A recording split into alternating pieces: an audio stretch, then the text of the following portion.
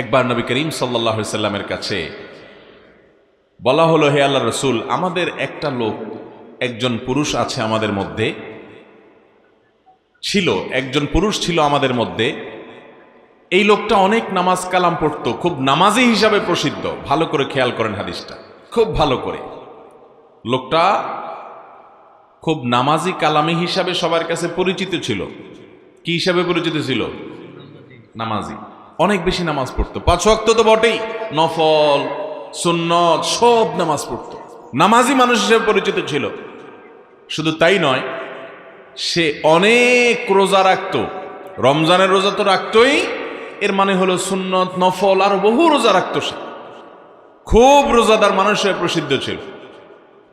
আরো শুনেন, শুধু এখানেই ক্ষান্ত নয়, লোকটা অনেক সাদাকা করত, প্রচুর 2 হাতে দান করত মানুষকে। ভাইরা আমার, প্রচুর পরিমাণ নামাজ, প্রচুর পরিমাণ রোজা, অনেক বেশি দান সদকা করত একটা মানুষ। এই কাজগুলা কি ভালো কাজ না ভালো কাজ না? নামাজ পড়া তো পড়া, আবার অনেক নামাজ পড়া, রোজা রাখা তো রাখা, আবার অনেক পরিমাণে রোজা রাখা, দান করা তো করা, আবার প্রচুর পরিমাণে দান সদকা করা। এটি কি ভালো মানুষের লক্ষণ না খারাপ মানুষের লক্ষণ? সাহাবায়ে কেরাম বলেন, হে আল্লাহর রাসূল, অনেক নামাজ রোজা অনেক দান সদকা করলেও এই লোকটার একটা অসুবিধা ছিল, যে তার পাশের বাড়ির লোকদের, পাশের ঘরের লোকদের, পাশের ফ্ল্যাটের মানুষদের, পাশের বিল্ডিং এর মানুষদের, প্রতিবেশী যারা ছিল তাদের সাথে তার সম্পর্কটা ভালো ছিল না, তাদেরকে একটু কষ্ট দিত। এই একটা সমস্যা ছিল। এখন এই লোকটার কি হবে? আল্লাহ তাআলা তার নবী সাল্লাল্লাহু আলাইহি সাল্লামের কাছে ওহী পাঠান জিবরিলের মাধ্যমে। এই লোকটার পরিণতি কোথায়, তার ঠিকানা কোথায়, এটা আল্লাহ তাআলা নবী সাল্লাল্লাহু আলাইহি সাল্লামকে জানিয়ে দিয়েছেন। তিনি বলেছেন, তোমরা যে লোকটাকে বলতেছো অনেক নামাজি, অনেক রোজাদার, লোকটা অনেক দান সাদকা করে, অথচ সে প্রতিবেশীকে কষ্ট দেয়, শুনে রাখো, আল্লাহর ফয়সালা হয়েছে তার ব্যাপারে, সে জাহান্নামী। আল্লাহু আকবার। এরপরে সাহাবীরা বলেন, হে আল্লাহর রাসূল, আরেকজন মহিলা আছে, এটা তো পুরুষ, আরেকজন মহিলা আছে, এ আল্লাহর বান্দি, খুব বেশি নামাজ কালাম, খুব বেশি রোজা, খুব বেশি দান সাদকা করতো, এরকম কোনো প্রসিদ্ধি বা পরিচিতি নাই মানুষের মাঝে। ফরজ নামাজগুলো করত, ফরজ রোজাগুলো রাখতো, ফরজ দান করত, অর্থাৎ মৌলিক বিষয় হয়তো ঠিক ছিল, কিন্তু অতিরিক্ত খুব বেশি করতেন, এরকম প্রসিদ্ধি, এরকম সুখ্যাতি, এরকম প্রশংসা মানুষের মুখোমুখি ছিল না। সাধারণ মানুষ বলা যেতে পারে। কিন্তু ভদ্রমহিলার একটা দিক ছিল যে তার আশেপাশে প্রতিবেশীর লোকেরা সবাই তার উপরে সন্তুষ্ট ছিল, সবার সাথে তার সুসম্পর্ক ছিল, কারোর সাথে সম্পর্ক সে খারাপ করতো না, কাউকে সে কষ্ট দিত না, এই জিনিসটা তার ছিল। নবী করিম সাল্লাল্লাহু আলাইহি সাল্লাম আল্লাহর কাছ থেকে প্রাপ্ত ওহীর আলোকে বললেন, তোমরা যে ভদ্র মহিলার কথা বলছিলে, যে খুব বেশি নামাজ রোজা করে নাই, খুব বেশি দান সাদকা করে নাই, কিন্তু প্রতিবেশীর অধিকার সে পাই পাই করে আদায় করছে, কখনো প্রতিবেশীকে কষ্ট দেয় নাই, জ্বালা যন্ত্রণা দেয় নাই, এই ভদ্র মহিলা আল্লাহর ফয়সালা হয়েছে, সে জান্নাতি। ও ভাই, প্রতিবেশীর অধিকার বোঝার জন্য আর কি কিছু দরকার আছে? আহা, কিন্তু আমরা কয়জন মানুষ বুকে হাত দিয়ে আল্লাহকে সাক্ষী রেখে বলতে পারবো যে আমি একজন মুসলমান হিসেবে আমার আশপাশে থাকা মানুষগুলোকে আমি কোনো কষ্ট দেই না, কোনো ডিস্টার্ব করি না, কোনো ক্ষতি করি না, পারলে উপকার করি। এরকম বলার মতো, এরকম ঈমানী শক্তি আছে, এরকম নিজের প্রতি নিজের আস্থা বিশ্বাস আছে, এইরকম বলার মতো মানুষ আমাদের সমাজে অনেক কম। ঠিক না বেঠিক? আমরা নামাজ রোজার গুরুত্ব যতটা বুঝি, আমরা দান সাদকার গুরুত্ব যতটা বুঝি, ওয়াজ মাহফিল করা, ওয়াজ শোনার গুরুত্ব যতটা বুঝি, বাবারে কোরআন এবং হাদিস এটা জানা বোঝার গুরুত্ব যতটা বুঝি, এই বোঝাটা ঠিক আছে, কিন্তু প্রতিবেশীর অধিকার সম্পর্কে আমাদের সমাজের বেশিরভাগ বেনামাজি আর বেদিনদার মানুষ তো পরের কথা, নামাজি দিনদার মানুষরাও আমরা সচেতন না। এ হাদিস বলছে, শত সহস্র নামাজি, শত সহস্র রোজাদার, শত সহস্র দান দক্ষিণাকারী মানুষ জাহান্নামে যাবে প্রতিবেশীর হক নষ্ট করার কারণে। আল্লাহ তাআলা আমাদের সংশোধন হওয়ার তৌফিক দান করুন। ভাইরা আমার, আব্দুল্লাহ ইবনে ওমর রাদিয়াল্লাহু তাআলা আনহু একজন প্রসিদ্ধ সাহাবী, খলিফাতুল মুসলিমিন ওমর ফারুক রাদিয়াল্লাহু তাআলা আনহুর ছেলে, অনেক জ্ঞানী একজন সাহাবী ছিলেন, আলিম সাহাবী আব্দুল্লাহ ইবনে ওমর রাদিয়াল্লাহু তাআলা আনহু। তার বাসায় একবার ছাগল জবাই করা হয়েছে, বকরি। কি জবাই করা হয়েছে ভাই? ছাগল বা বকরি জবাই করা হয়েছে। তিনি তার বাসার পরিবারের লোকদেরকে বললেন যে আচ্ছা, ছাগল যে জবা হলো, আজকে আমাদের বাসায় রান্না বাড়া হবে, খাওয়া দাওয়া হবে বুঝলাম, কিন্তু আমাদের পাশের বাড়িতে যে ইহুদি থাকে, প্রতিবেশী যে আছে, কোন ধর্মের অনুসারী? ইহুদি। এই ইহুদি প্রতিবেশী যে থাকে, আমাদের এই ছাগলের গোশত থেকে তার বাসায় পাঠানো হয়েছে কিনা, তাকে হাদিয়া দেওয়া হয়েছে কিনা, দুইবার জিজ্ঞাসা করেছেন যে আমাদের ইহুদি প্রতিবেশীকে আমাদের ছাগল থেকে গোশত দেওয়া হলো কিনা, দুইবার জিজ্ঞাসা করেছেন, একবার না। বাসার লোকজন বললেন না, তাকে দেয়া হয় না, মানে ইহুদি হোক প্রতিবেশী, সে অন্য ধর্মের অনুসারী, খ্রিস্টানও না, ইহুদি। খ্রিস্টানের চাইতে আরো ডেঞ্জারাস, তো তাকে দেওয়া হয়নি। তখন আব্দুল্লাহ ইবনে ওমর রাদিয়াল্লাহু তাআলা বলেছেন, শুনো, আমি নবী করিম সাল্লাল্লাহু আলাইহি সাল্লামের কাছ থেকে শুনেছি, তিনি বলেছেন, মাজাল জিবরিল ইউসিনি ফিল জার হাত্তা জানান্তু আন্নাহু সায়ুয়ারিসু। নবী করিম সাল্লাল্লাহু আলাইহি সাল্লাম বলেছেন, শুনো, আসমান থেকে জিবরিল আল্লাহর পক্ষ থেকে ওহী নিয়ে প্রতিবেশীর ব্যাপারে এত বেশি আমাকে ঘন ঘন সাবধান করেছেন, খবরদার প্রতিবেশীর ব্যাপারে আপনাকে অ্যালার্ট থাকতে হবে, এটা একটা অ্যালার্মিং জায়গা, প্রতিবেশীকে কষ্ট দেওয়া যাবে না, তার কোনো অধিকার নষ্ট করা যাবে না, তার সাথে সুসম্পর্ক বজায় রাখতে হবে। এত বেশি আমাকে আল্লাহর পক্ষ থেকে ওসিয়ত, উপদেশ নিয়ে আসছে প্রতিবেশীর ব্যাপারে।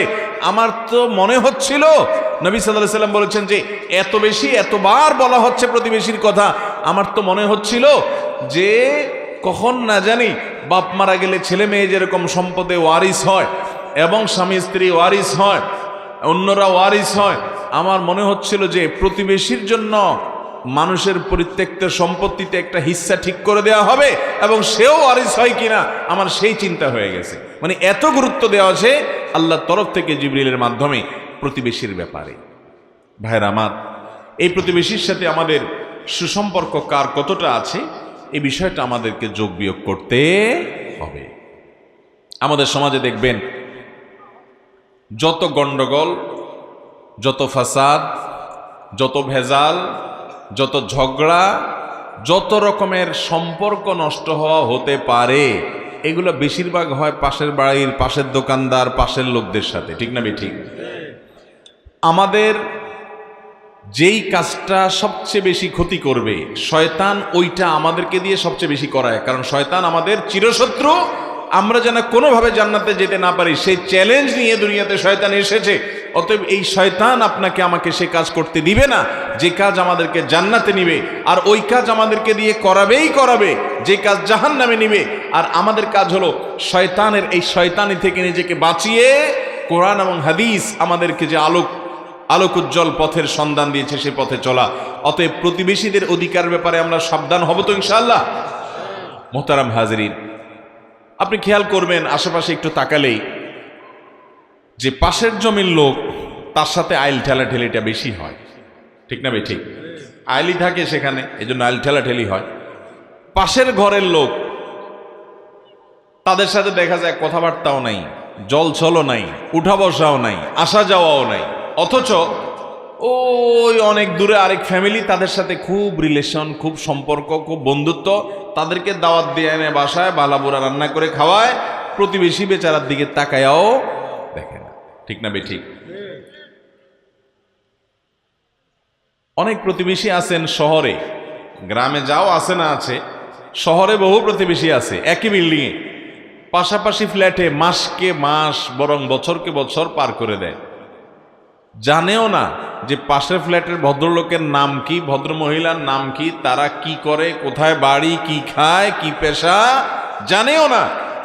চাচা আপনা জান বাছা, শুধু নিজেকে নিয়ে ব্যস্ত আছে, প্রতিবেশীর দিকে তাকানোর সময়, ঠিক না বেঠিক বলেন? ভাইরা আমার, কোরআন এবং হাদিসের যে ভাষ্যগুলো আমি তুলে ধরার চেষ্টা করেছি, আমার মনে হয় প্রতিবেশীর অধিকার সম্পর্কে একজন ইমানদার কতটা সতর্ক হওয়া উচিত এই হাদিসগুলোর দিকে তাকালে সেটি বোঝা যায়।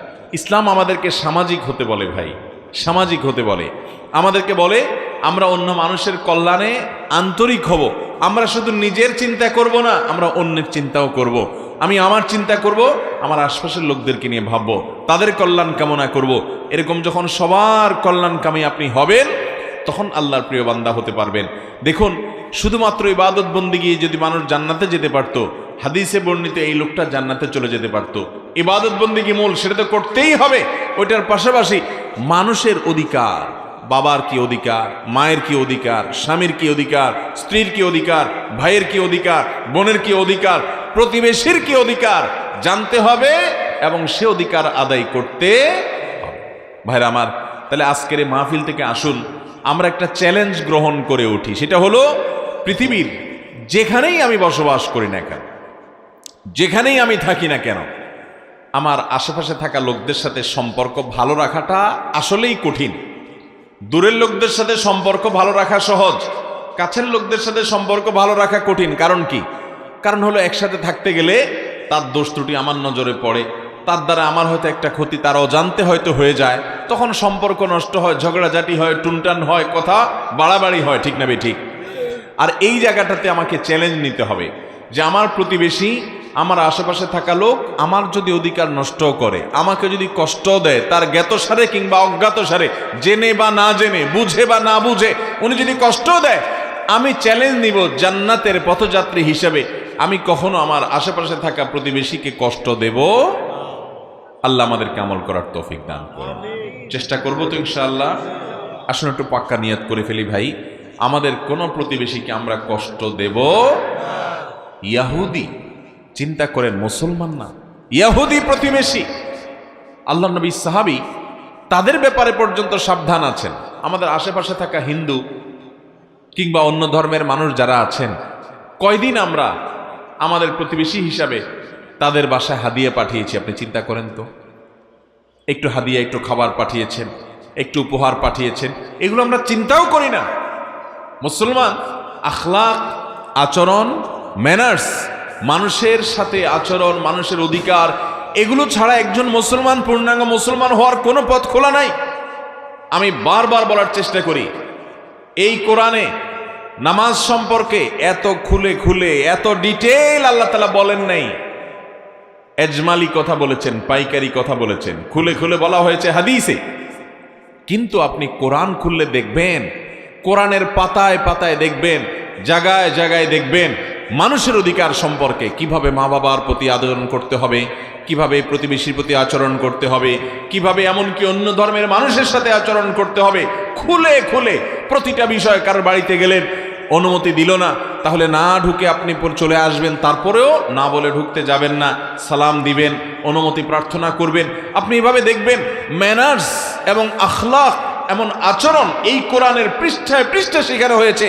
আজ পৃথিবীতে মুসলমানদের মধ্যে নামাজ কালাম পড়া মানুষ পাওয়া গেলেও আখলাকওয়ালা, মানুষের অধিকার আদায়ে সচেতন সতর্ক মুসলমান পাওয়া যায় না।